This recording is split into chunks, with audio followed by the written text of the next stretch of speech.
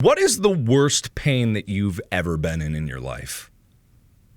Like, honestly, ask yourself, what is the worst pain that you've ever been in your life? Everyone's been through pain, like of some degree, some level. Like, no one has had the worst pain, because there's always someone that, like the people in the medieval ages when they've been in the Iron Maiden for 30 days, or the cow thing where they get boiled alive. The worst physical pain I've ever been in my life was after my surgery. And then to manage my pain, they had me in an epidural. What an epidural is, it's a tap directly into your spinal column at a certain vertebra that injects painkiller and anesthesia directly into your spinal column. So it makes everything from that point down numb, so you can't feel a lot of it. So I had an epidural to manage that pain, but it was like, it wasn't enough, number one, right off the bat. And then number two, it was making my legs numb, so I couldn't walk. And that was a big problem, so I couldn't move at all. I was like, this is weird, but I'll deal with it. I was going to be bedridden for like 2 weeks anyway in the hospital. Basically, the nurse and the doctors were like, we'll change this up. Like, we want you to like be able to walk and stuff. So they changed my pain medication in the epidural to something different, because it's just like a big bag and a machine that slowly injects it over time. So they were going to change it so it increased the painkiller and decreased the anesthesia, but there was a mistake in the pharmacy, and they decreased the anesthesia and decreased the painkiller. So when they brought me the new bag, I was on no numbing agent and no painkiller. It was like basically a saline drip into my spine. And so I started telling the doctors that I was in a lot of pain, like a lot of pain. And nurses and doctors would keep coming in, and they would look at the machine and they'd be like, no, it's fine. It's fine. Look, it's fine. You've got no problems with it. It's totally fine. It's giving you medicine. It's giving you medicine at the rate that we want it to give you. And there's no issues with it. So what it came down to was I started more and more just being like, docs, nurse, I am in incredible, unbelievable pain. I have just a huge gash in my abdomen that's not being medicated at all. It's like I got stabbed with a 6-inch sword. It really fucking hurts. And no one would believe me. No one. Not like the nurses that I was with. They kind of believed me. They kept going to the doctors, but the doctors did not believe me. And it got to the worst point where a doctor actually came in the room. He was obviously pissed off and just like, duh, this guy's just trying to get more pain medication. And he comes in and I'm lying in the bed. You know, I'm just in agony. And he comes up to me and he just grabs, like full on grabs with his hand into my incision. My incision is from here to here. Like that line, that's the incision. And he just grabs around it and he starts feeling for bleeding, because he's like, maybe there's bleeding, and he's feeling around. And he just grabs onto it, and I just start screaming. Like just screaming in agony, because it is the most painful thing. And he gives me the most like derogatory look I've ever seen. And I'm just like, I'm weeping tears. It is just the most agonizing thing. He didn't do it out of maliciousness. No, he did it because he was checking for bleeding, obviously. So he was grabbing to feel as if the incision was out. Like he was palpating just to see if there was something wrong with it. And he might have been doing it aggressively, but then again, anything that he would have done would have been incredibly painful. And so afterwards, he left the room. He ordered that I needed to have Valium, because he didn't want to give me more painkillers, but he wanted to give me Valium to like relax me and put me to sleep and just like knock me out. So for those of you who know, when I was doing drunk Minecraft, sometimes when I would get drunk and my face would flush like with blood, I would get this splotchy mark on my neck, like right here. And that's because that's a scar. When they gave me Valium, they wanted me to knock me out, but I also had a central line in my neck, an arterial line in my neck. And what that is it's a line that ties in directly to your artery, so it can measure your heart rate, blood pressure, and probably other things that I don't know about. But when I was on Valium, and I don't remember doing this at all, I was so out of it that I dug into my neck. I literally clawed and pulled and scratched and scraped my neck until I pulled the central line out of my neck. And so I started bleeding incredibly, and then they rushed in, they fixed me. I don't remember any of this, by the way. I don't remember a thing of this. I don't remember doing it. I don't remember feeling it. I don't remember hurting. Like it, all I remember is that like when I finally came to, I had a huge like splotchy mark on my neck, and they were mad at me because I wasn't supposed to do that. So around that time, like I was off the, like I faded out of the Valium. Ooh, shit. I was off the Valium, and It was like 3 or something in the morning. I was at my wit's end because it had been almost 24 hours that I was in incredible pain. The Valium wore off. I was in pain again.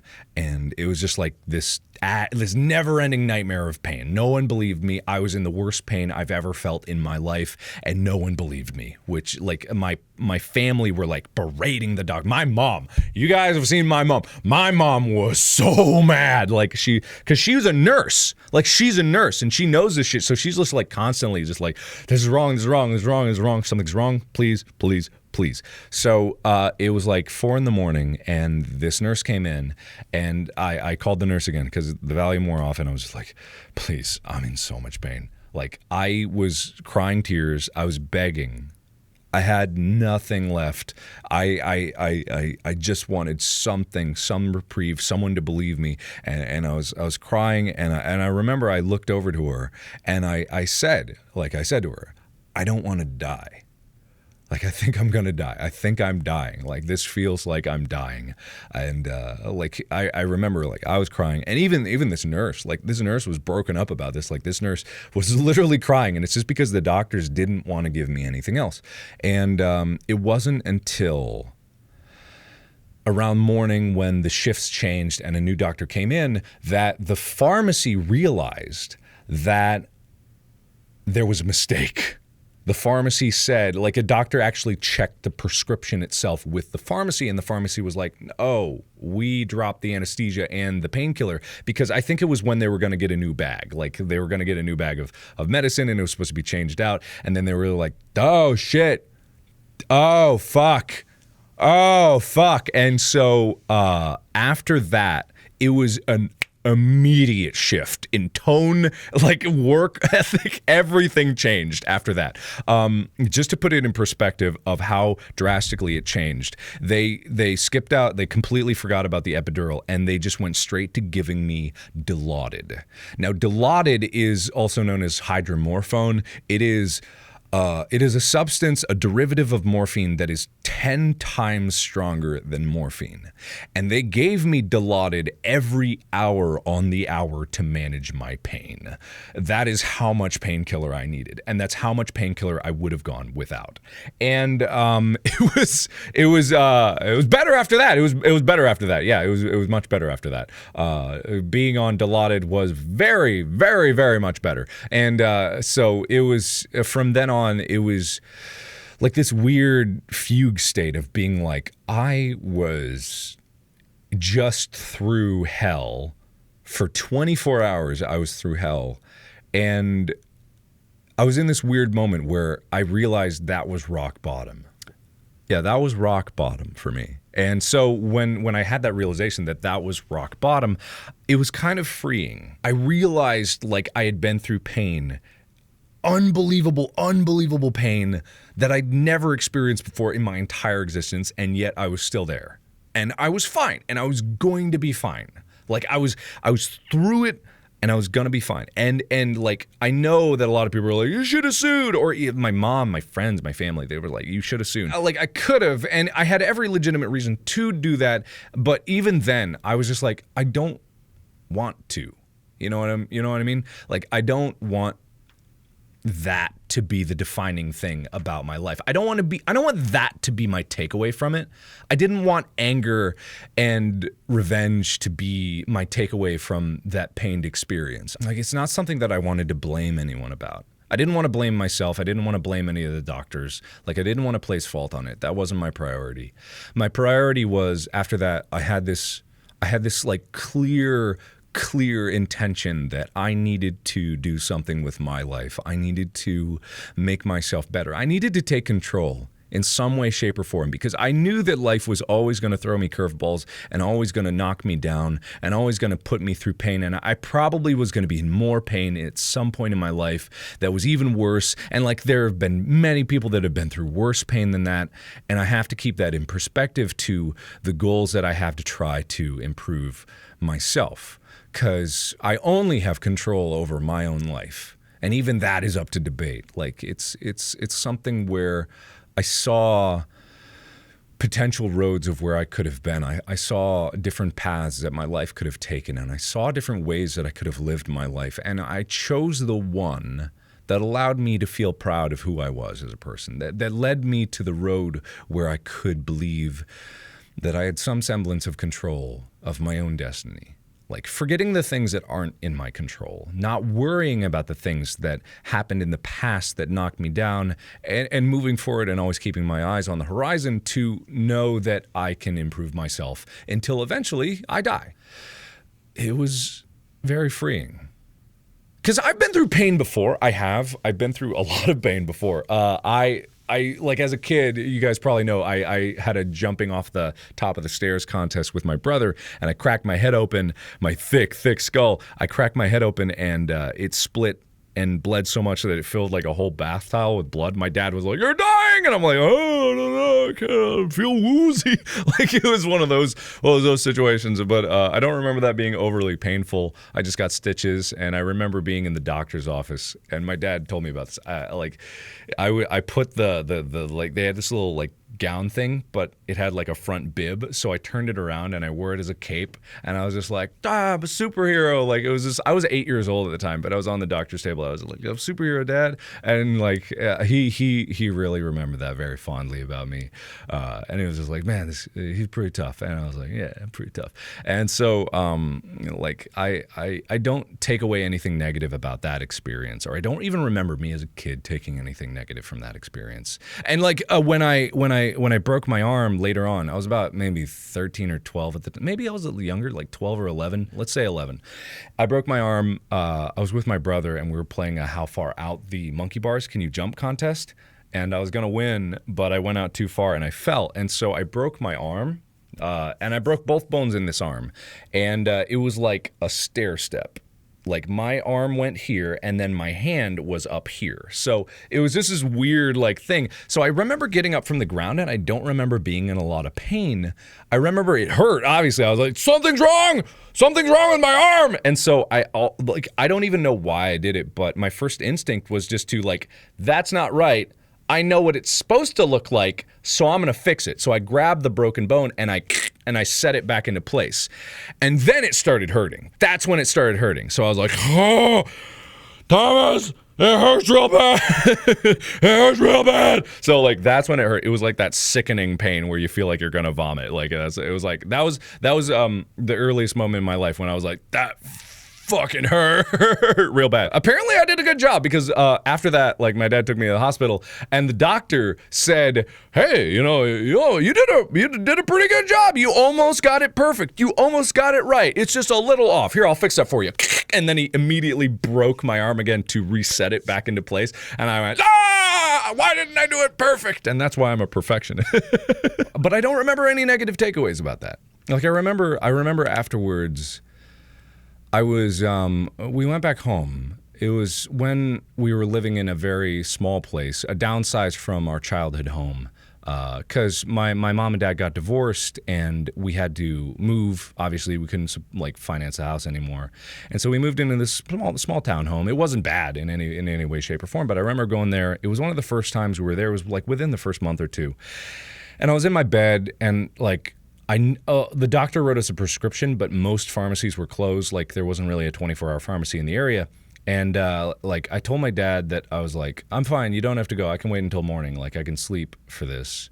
You don't have to get painkillers. My dad was like, are you sure? And like he sent, I went to bed. And I was like, yeah, I'm sure. And I closed the door and I went to bed. And I'm pretty sure I was probably crying in my bed because like it hurt, obviously. And I was crying in my bed. And then my dad just like opened up the door, and I was like, it must have been like 10 seconds from when he closed it. I closed the door on him because he was like, are you sure you don't want me to get painkillers? And I'm like, yeah, okay, I want painkillers. Like, just like I remember very, very sadly going like, yeah, no, I want them. And just like then my dad just went out and got like he drove like 40 some minutes away to a pharmacy, and I just remember the 2 hours until he got back. I was just like, it's never gonna end. Agony, unbelievable agony. Like, oh, it's the worst thing. And then he came back, and like I think they gave me like, I don't know, like something like Vicodin or something like that. And it was just like, as a kid, I've never had anything like that before. So it was my first experience with painkillers. And I was like, okay, it's better now. Like, just like, I'm very sleepy. And then I just went to sleep. Like, I don't remember any negative takeaways from it. I don't remember any negative takeaways at all from it. I remember being frustrated because it was really hard to like sharpen my pencil with my arm like that because I can't turn the thing. I couldn't like get my books like out of the locker. But that kind of worked out well because some of my best friends in high school and school in general, they became my friends because they saw that I was having trouble with my broken arm, and they were like, let me help you with that. And it was like, oh, that's so nice. And then like I became friends with a lot of people. I think Drew Thiel was the first person that like really came up to me from that. And then I got into band because of that. And it was like, oh, that wasn't really so bad. I mean, even if it didn't lead to me gaining friends like that, like I don't think it would have been bad at all. I only got to this point because of the trials and tribulations that I've been through. And even through my college years, like up until the point where I had that surgery that I told you about, the tumor removal surgery, when that was in 2011, I believe. And before that, like I was still not sure who I was. Even after that, I wasn't sure who I was. Like I didn't really solidify myself as a person until maybe a couple years ago, like maybe a few years ago. Like it was hard, very hard. And honestly, pain was a big motivator for it. Pain was a big like resolution for it. Pain was a good way of encapsulating it, but only because of my attitude that I took away from the pain. There's and this doesn't apply to everybody, of course. There's certain pains that you can't just like, I'm gonna have a positive attitude about it. But it's not even like having a positive attitude about it. Like when it comes to pain, I wasn't happy that I had pain. Like when I burnt my hands, this was another point when I had a lot of pain. I was cooking chicken wings and I was heating up the pot with the oil in it, and I had my thermometer in there, and the thermometer broke, which was stupid because the thermometer was supposed to go up to like 800 degrees, so mercury got in the pot. So I'm like, fuck, I can't cook in this. Like mercury's in there, that'll kill me. So I stupidly put it in the sink, and I'm like, I was gonna dump it, and I'm like, oh, I can't dump this down the drains. That'll be horrible. It's so hot. So I'll cool it down first. So I stupidly elbow up the faucet, dump water straight into the 600-degree oil. It instantly flashes. The oil bubbles over, spills all over my hands, 2nd and 3rd degree burns all over my hands. You can't see the scars because I took real good care of it, but if it focuses right, come on, focus. Right there, you'll see just a little scarring there and stuff like that. But I had 2nd and 3rd degree burns on my hands. So yeah, lesson to the wise, don't put water on grease, don't put water in hot oil. But I was stupid, wasn't thinking, just doing. And so I remember I ran, I must have dropped it, fell, and screamed because my brother was coming up running the stairs, and he's like, what happened? And I remember like, I was sprinting to the bathroom with my hands like in front of my face, and I was just like, ah! And then he was up the stairs like, what happened? And I remember running past him like Doppler effect and everything, just like, I burned my hands! And then just like I was in the bathroom and I dunked my hands underwater. And it was so funny at first because I was just like, the adrenaline was like, ah! And I was like, oh, I'm fine. Like, and then like I had my hands under the water and I was just like, oh man, Thomas, I'm so stupid. Like I put water in oil, and then the pain started coming, and it was like, ooh. And then it was this weird like pulsating pain. It would come in like 5-second bursts, and my hands would cramp up for 5 seconds and then release for 5 seconds. It was very rhythmic and very weird. Like, and that's when the pain would happen. Like it hurt like overall, but then it would be like, and it would be like that cycle. And so my brother drove me to the hospital, and I was up at the emergency room waiting counter. I'm like, I'm in pain. I burnt my hands. And then they're like, please fill out this form. And I'm like, I can't write. I burnt my hands. And it's just like, please just go over, sit over there, burn the hands. I'm like, okay, I'm gonna go stand outside because I want to walk around because I burnt my hands. It's just like I was in so much agony. Like there were huge boils on my hand. Like my hand was like out to here with just this big boil, and it's just like, and then finally some nurse like behind the in the triage unit. The triage is like how they prioritize people, and the nurse is like, get the fuck back there! Like, get back there! And so, like, I go back to the emergency room, little rooms there, and they put me on a table, and then they make the stupid mistake of they put a blood pressure cuff on my arm, and that's bad when you have pain in your hand because the blood pressure cuff squeezes it, cuts off circulation, and forces blood down into the hand. So it was like, like, it hurts real bad. This hurts, and this hurts. My hands, the hands that are burnt. And I'm like, it hurts real bad. And so they basically, it wasn't until an actual doctor came in that the doctor's like, like just like saw this on my arm, saw me in pain, saw the boys, and was like, shit! I remember the panic on her face. I distinctly remember the panic, because she's like, she pulls the curtain back, the emergency room was like, owie, my arm, or like, owie, oh, my stomach, or, occasionally, if someone actually has a problem, they're rushed in on a gurney, blood everywhere, and they're sprinting in. So usually when they pull back the curtain, it's not like a, situation. So she pulls back the curtain, and it's just like, whoa! It's just like, it comes at me, and it's like, oh, shit, because I had to be ambulanced over to another hospital because the emergency room I went to didn't have a burn ward. So I went to the Cincinnati Children's Hospital for that burn, and it was just this fascinating experience where I'd never been in an ambulance before. I now had morphine, so I was fine, and so I was like, man, it's all good. Like, I distinctly remember, like, even that pain was pretty up there. Like, if anyone asked me on a 1 to 10 scale, that was a 10 pain. Like, that was, if anyone asked me at the time, that was a 10 pain. I didn't know that I was gonna have more pain down my life, but I was like, that was a 10 pain. But every pain up until that point, I would gladly say I would do that again. Like, I don't care. Like, I would do that again. Not voluntarily, but if I had to, like, I know I could go through that again and I'd be fine. Like, even there, because I remember what happened was my mom finally got off work and she came over to the hospital at the other hospital, because I believe she was working as a nurse at the time, so she was nearby in the Cincinnati Children's Hospital, just in a different department. And so she came over and she was like, brought me McDonald's. And I remember, like, I couldn't exactly hold it well, but I could hold it with like rested on my thumbs and hold them with my pinkies, because I had bandages up all down my arm now. And I remember I was just watching TV and just munching on a burger, and I was like, this ain't so bad. I mean, really, like, that was me. I was just, not so bad. Beep, boop, nurse, more morphine, please. It's just like, but what sucked after that was,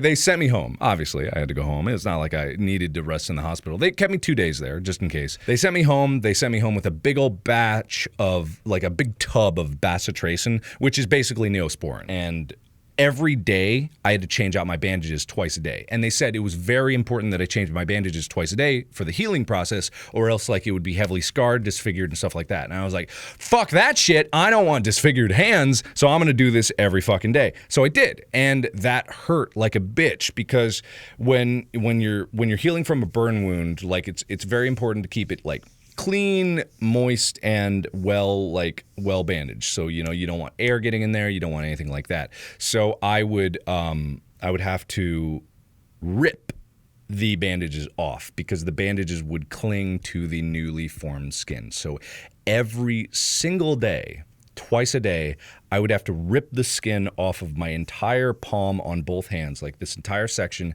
down to here.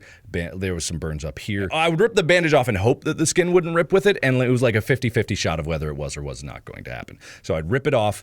Hurt like a motherfucker. I had painkillers, obviously, but, it still hurt. I remember, like, 30 minutes before I had to do it, I would pop a painkiller and be like, and I would have to mentally psych myself up to get ready to do this, and I was just like, and then I would put the bacitracin on. I would, like, make sure it's really well rubbed in there. I would put one layer of the topical bandage, and then I would put the gauze over that, and I had these big mummy hands. I have a picture somewhere of it, but I don't remember where it is. One of my friends probably has it. I don't know. It just never had any impact on me as a person and me as, like, a human being. It was another experience where I was like, that sucked, but I could do it again. Like, I could easily do it again. And it wasn't until, I had my tumor removed, and I had pain beyond the threshold that I knew I could tolerate. It was pain that forced me into a mindset of desperation, of just sheer panic, of not knowing if I was going to even survive it, like pain beyond pain for longer than I ever could have imagined myself tolerating, that I had this, like, realization that, I am very temporary. I am unbelievably temporary. All of us are exceptionally temporary. We have very little control of the forces around us. We have less control than we think we do. And I could have used that mindset to like go into a pit of despair and realize futility, and I could easily see myself taking away futility from that and going through this experience and being like, what's the point? Like, life is pain and stuff like that. But I didn't, because it completely disagreed with like what I wanted out of life. Like the temporary nature of life really was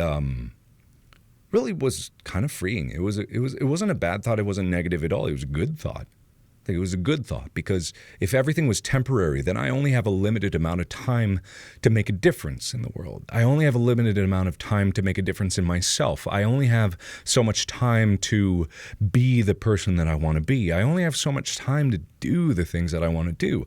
I only have so much time to exist. And like the only thing that will be there when I'm gone is what I've left behind. And I want to leave behind the best things that I possibly can. I want to leave behind a trail of people that are inspired by what I did. I want to leave behind the works that I've made. I want to leave behind the inspiration for other people to strive harder than they've ever striven before, and to go farther than they ever thought they could, because I didn't think I could go very far. I thought I'd do well. I thought I'd be like okay, but it wasn't until that moment. The moment that I saw that things were in my control. Not everything. Not everything. Not everything can be in your control. Very little things can, but there were some things that I could control. There were things that I could learn. There were things that I could practice. There were things that I could do. Things that were within my realm of possibility, my potential, the potential that, others saw in me, I never recognized. And it was in that moment that I saw the potential that I had in myself. I recognized that, people had said that I had a good voice for a while, and I was like, maybe I can do something with that, My brother was an artist, and I was like, maybe there's some art potential in me. My inspirations I draw from YouTube, I see that, and I'm like, maybe I can do that. Maybe I can do that.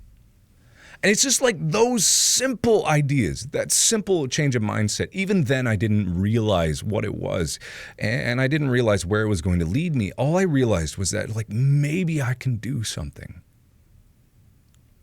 Maybe I can, I don't know. Maybe I could just show myself that I have some potential, and then I can act upon it, and then I can change my life, and I can improve where I am. That's the entire song of my life, is just, I'm going to try, and I'm going to try, and I'm going to fail. I'm going to fail a lot, but that's never going to stop me trying. No one's ever going to put me down, because no one's ever been through what I've been through. No one knows the pain that I've been through. And no one knows how far I'm willing to go to do what I want to do. Pain doesn't define you. It's how you respond to the pain that defines you. It's what you take away from that defines you. It's how you move forward in your life from pain that defines you, whether that's emotional or physical. I don't believe in the benefits of revenge. I don't believe that it leads to anything. I'm a big proponent of forgiveness, and which is odd because I'm a very spiteful person, but not excessively, like just about as much as anybody else. But it's just like pain, it's so easy to lay blame for pain. It's so easy to point fingers when pain happens. It's so easy to point fingers, especially at yourself. Like, you could point fingers at yourself for pain, and that's a self-destructive cycle. All of it is. Like, it's a self-destructive cycle. It will never get better if you're always seeking a release for anger.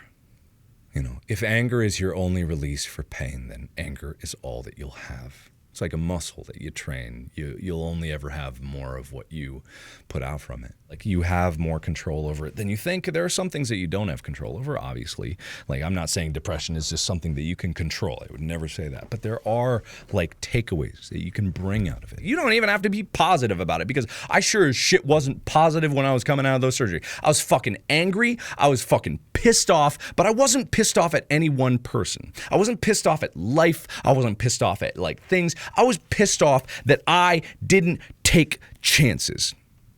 I was pissed off that I'd gotten to this point without having done anything. I was pissed pissed off because this could have been the end of me. That could have been the end of me.